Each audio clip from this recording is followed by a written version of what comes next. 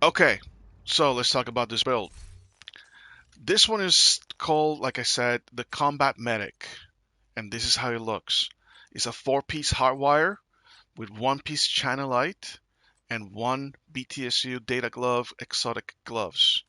It also comes with an exotic capacitor and with a M1A that comes with InSync for those bonuses on skill damage and skill and weapon damage.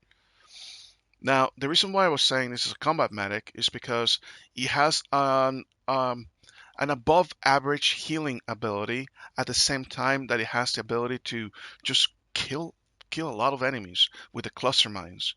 And we need to talk about this build because coming next week, we do have an update on the hardwire in which the backpack is going to make it so that instead of every 10 seconds for the feedback loop to trigger, it's going to go down to 5 seconds, which means that you're going to be raining seeker mines on your enemies all the time. Now, let me explain why this one is a healer as well. We already established that the 2Ps and the 3Ps give you a lot of skill haste and a lot of skill damage, but look, the skill repair is something that people sleep on. The repair skills, it's something that is 30% on this. And it's not over. It's not done because the four-piece loop, whenever you trigger a feedback loop, you also trigger um, additional skill damage and skill repair for 20 seconds, 10%. So that's the gear set gives you 40% repair skills whenever you're using it, and you're using it all the time. You're gonna be sending these puppies down range every 5 seconds instead of 10. Um, we have the Channel Light Industries Co. because we wanted to have the 15% explosive damage.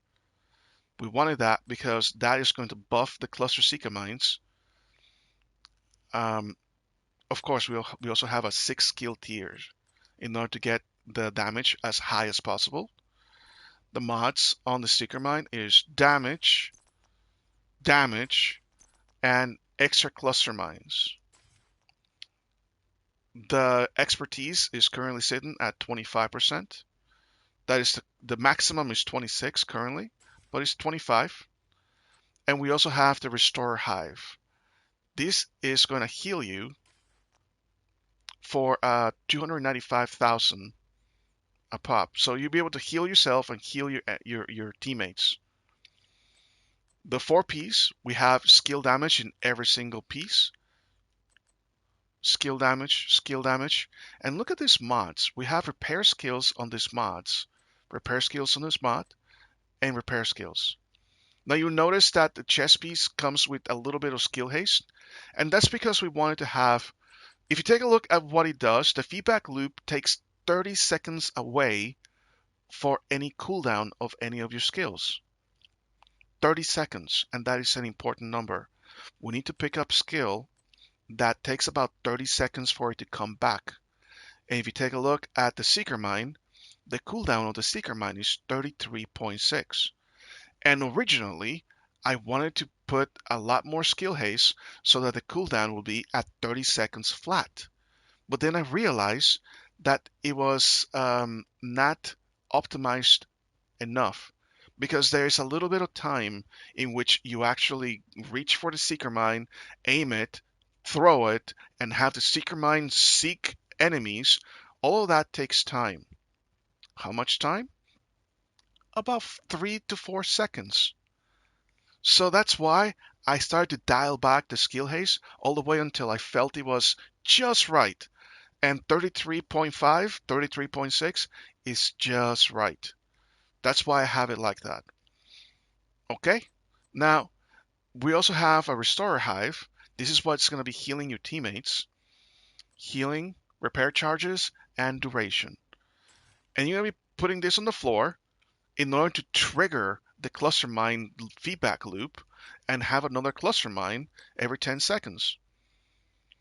And the other thing is that we have the BTSU data gloves. The data gloves come with a very unique ability of giving you 15% hive skill haste for every skill tier that you have.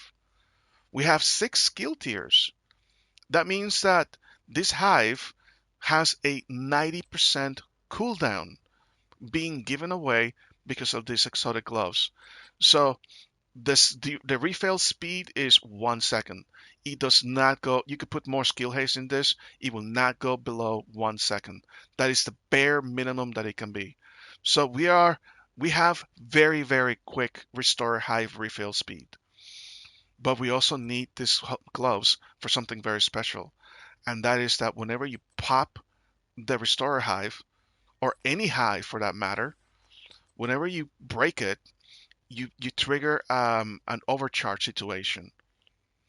When you trigger overcharge, you have 15 seconds in which your Seeker Mines do overcharge damage. Overcharge damage is 80% damage, so it's 20% more. It gives you 2 more cluster mines, but the radius of the cluster mines is increased by 100%. So all of a sudden, those enemies that try to roll away from the Seeker Mines, all of a sudden they're getting caught in the blast radius. And let's talk about the actual healing that we have in the build. We already said that we have 30% on the 3-piece, right, for repair skills. And we have another 10% from the 4-piece feedback loop, 10% skill repair, right? So that's 40%, right? The gloves give you an extra 20%, so that's 40, that's 60%, right? 60. We have this mod, another 20, that's 80%. We have another mod here in the mask, that's 80%, that's 100. And we have another mod here of repair skills in the chest piece. That's 120% repair skills bonus. Yeah, it is not the best repair skills. There are some fully dedicated repair skills that you can get that will give you even more healing ability than this. But this is a very strong repair mix between the ability to do damage and the ability to heal your teammates. So how much damage are we talking about? I'm glad you asked. The capacitor is going to give us 40 stacks. At 40 stacks, it's going to give you an additional 60% damage on your Seeker Mines. 60. We don't have any stacks, so this base damage, let's start. Put this down. Send it again. Start building stacks. Pick this up. Put it back down. Land more stacks.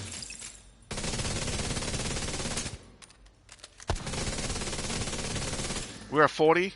Put this down. We don't have to shoot that much anymore.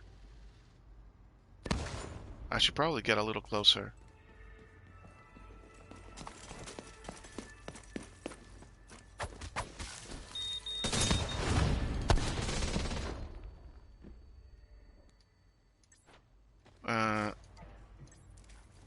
Send it back.